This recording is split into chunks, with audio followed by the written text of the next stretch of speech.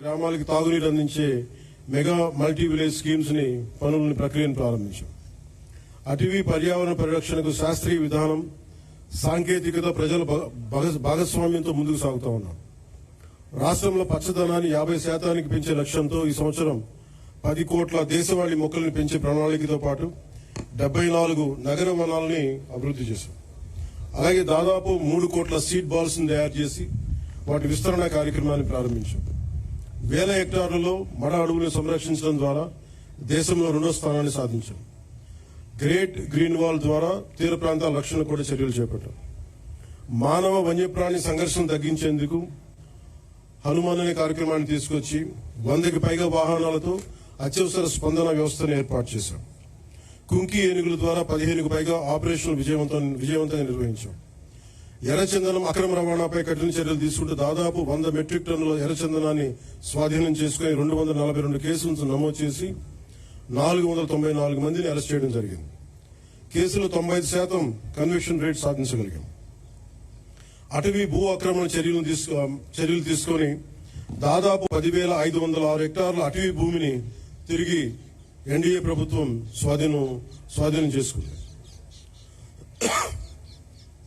రైతు సంక్షేమానికి ప్రాధాన్యత ఇస్తూ పీఎం కిసాన్, అన్నదాత సుఖీభవ పథకాల ద్వారా సుమారు 47 లక్షల రైతు కుటుంబాలకు ఏడాది 3,125 కోట్లతో ఒక్కొక్క రైతు కుటుంబానికి 20,000 సాగు సాయం అందిస్తా ఉన్నాం.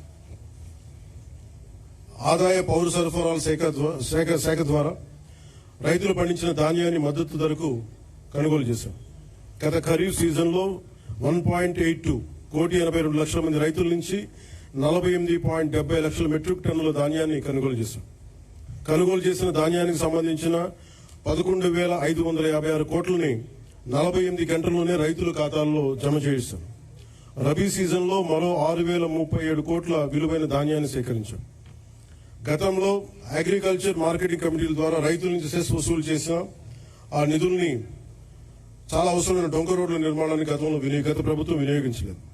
కానీ కూటమి ప్రభుత్వం బీబీ జీరాంజీ పథకం ద్వారా 10,000 కిలోమీటర్ల డొంక రోడ్ల నిర్మాణానికి శ్రీకారం చుట్టబోతా ఉంది. అలాగే నేతన్న భరోసా ద్వారా చేనేత కార్మికులకు, మత్స్యకార సేవల పథకం ద్వారా పథకాల ద్వారా మత్స్యకారులకు అండగా నిలుస్తున్నాం. సంక్షేమం ద్వారా ప్రజలకు ఈరోజు భరోసా కల్పిస్తున్నాం. అభివృద్ధి ద్వారా రేపటి అవకాశాలు నిర్మిస్తా ఉన్నాం. గౌరవ ముఖ్యమంత్రి శ్రీ నారా చంద్రబాబు నాయుడు గారి నాయకత్వంలో రాష్ట్ర రాజధాని అమరావతిని అభివృద్ధి చేస్తున్నాం. రాష్ట్రం పెట్టుబడులు ముందుకొస్తా ఉన్నాయి. రాష్ట్ర జీవనాడైన పోలవరం కొత్త ప్రాజెక్టుని శరవేగంగా పూర్తి చేసుకుంటా ఉన్నాం. అలాగే ప్రత్యేకించి పిఠాపురం నియోజకవర్గం ప్రజల కోసం దాదాపు 1000 కోట్లతో ఎన్నడూ లేని విధంగా అభివృద్ధి పనులు చేపట్టాం. ఇందులో Uppada sea protection wall, roads, drains, తాగునీటి వస్తువులు, రైల్వే ఓవర్ బ్రిడ్జ్, రైల్వే స్టేషన్ల ఆధునీకరణ, 100 పడకల ఆసుపత్రి, దేవాలయాల అభివృద్ధి, నగరవనం, చెరువుల పునరుద్ధరణ వంటి కీలక పనులున్నాయి.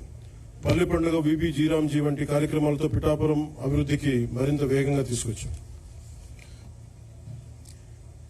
తోటి మాట్లాడటం అంటే రేపటి భారతదేశంతో మాట్లాడటం. అందుకు మీతోటి కొన్ని మాటలు పంచుకోవాలనుకుంటాం. మీరు కేవలం భారతదేశ భవిష్యత్తు కాదు, భారతదేశపు ప్రస్తుత బలం కూడా. ఈ రోజున సమాచారం మనకి క్షణాల్లో చేరుతా ఉంది. But speed is not truth.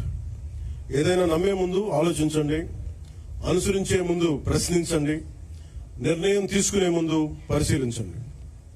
మన రాజ్యాంగ ప్రాథమిక విధుల్లో article 51 clause A sub clause H కూడా ప్రతి పౌరుడు శాస్త్రీయ మానవతా పరిశీలన సంస్కరణ దృక్పథాలను, scientific temper, humanism, inquiry and reforms పెంపొందించుకోవాలని చాటి చెప్తా ఉంటుంది.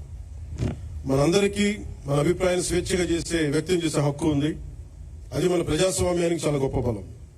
కానీ ఆ స్వేచ్ఛని ఇతరులను దూషించడానికి, తప్పుడు సమాచారం వ్యాప్తి చేయడానికి ఉపయోగించకూడదు. Before sharing, verify data. Before criticising, know the facts. Before abusing, remember your responsibility. బలమైన ప్రజాస్వామ్యానికి మనకు కావాల్సింది బ్లైండ్ ఫాలోవర్స్ కాదు, ఇన్ఫార్మ్డ్ సిటిజన్స్ చాలా అవసరం. మీ చేతుల్లో మొబైల్ ఉంది, టెక్నాలజీ ఉంది, ఇన్ఫర్మేషన్ ఉంది, ఓటు ఉంది, టాలెంట్ ఉంది. కానీ అన్నిటికంటే ముఖ్యంగా మీ చేతిలో మీ భవిష్యత్తు ఉంది, దేశ భవిష్యత్తు ఉంది. ప్రతి తరం తన కాలానికి ఒక బాధ్యతను మోస్తుంది. స్వాతంత్ర ఉద్యమంలో ఒక భగత్ సింగ్, చంద్రశేఖర్ ఆజాద్, నేతాజీ వంటి యువకుల స్ఫూర్తితోటి ఆ రోజున దేశం కోసం త్యాగాలు చేశారు. స్వాతంత్రం వచ్చిన తర్వాత తరాలు దేశ నిర్మాణానికి పునాదులు వేశాయి. ఇప్పుడు ఆ జాతీయ నిర్మాణపు జ్యోతిని ముందుకు తీసుకువెళ్లాల్సిన అవసరం మన యువతది. మీరు ఈ దేశపు యువతది. మీ ఆలోచన స్వేచ్ఛగా ఉండాలి. అన్యాయంపై అసహనం ఉండాలి. మార్పు తీసుకురావాలని తపన ఉండాలి. ప్రభుత్వాన్ని ప్రశ్నించండి, విధానాలను విమర్శించండి, నిరసన తెలియజేయండి. కానీ మీ కోపాన్ని విధ్వంసంగా కాకుండా నిర్మాణాత్మక శక్తిగా మార్చండి. పోరాడే సమస్యలు నిజమైనవే కావచ్చు, కానీ వాటిని ఎవరు ఏ దిశలోకి తీసుకువెళ్తున్నారనేది ఆలోచించాలి. వ్యవస్థలో తప్పుంటే వ్యవస్థని ధ్వంసం చేయడం కాదు, వ్యవస్థని సరిచేయడం అంటే మనకు లక్ష్యం కావాలి. నేను కూడా ప్రజా సమస్యల కోసం అనేక ఉద్యమాలు చేశాను. కానీ ఎక్కడా కూడా ప్రజల ఆస్తుల్ని ధ్వంసం చేయడం కానీ, హింసకి దారి తీయడం కానీ, సమాజాన్ని విభజించడం ఎప్పుడు మార్పుకి మార్గం కాదనే ఆలోచన ఎప్పుడు దృష్టిలో పెట్టుకొని ఉద్యమాలు చేశాం. భారతదేశానికి ప్రతిభ కొరవలేదు, అవకాశాలు కావాలి. అవకాశాలను సృష్టించే సమయం ఇది. ప్రపంచంలోని పెద్ద సంస్థలకి నాయకత్వం వహిస్తున్న భారతీయుల నుంచి, అంతరిక్షం నుంచి డిజిటల్ టెక్నాలజీ వరకు, భారత్ సాధిస్తున్న విజయాల వరకు మన సామర్థ్యాన్ని చాటి చెప్పడం, సామర్థ్యానికి ప్రపంచమే సాక్ష్యం. కాబట్టి యువతకి నా పిలుపు ఒకటే: డబ్బుకి మీ ఓటు నమ్ముకోకండి, తప్పుడు సమాచారానికి మీ ఆలోచన నమ్ముకోకండి, ద్వేషానికి మీ భవిష్యత్తును అప్పగించకండి. ప్రశ్నించే యువత కావాలి, పరిష్కారం చూపే యువత కావాలి, అవకాశాలు సృష్టించే యువత కావాలి, భారతదేశాన్ని నడిపించే యువత కావాలి. ఈ తరం చేతిలో ఉన్న జ్యోతి యువత. వచ్చే తరానికి మరింత ప్రకాశవంతమైన భారతదేశంగా మీ చేతిలో ఉండాలని మనస్ఫూర్తిగా కోరుకుంటూ సెలవు తీసుకున్నాను. జై హింద్.